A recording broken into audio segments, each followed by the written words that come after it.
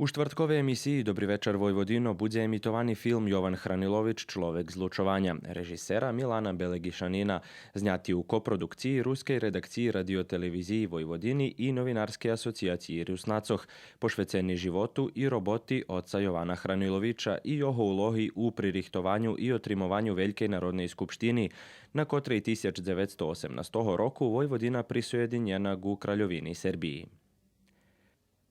U druhej časti emisiji budeme emitovať znímok teatrálnej predstavy Potvory autora i režisera Zvonimira Pavlovića, ktorá vytvorena u koprodukciji Ruskoho narodného teatru Petro Riznič Djadja i dramskoho studija Ruskoho kulturnog centru z Novoho Sadu.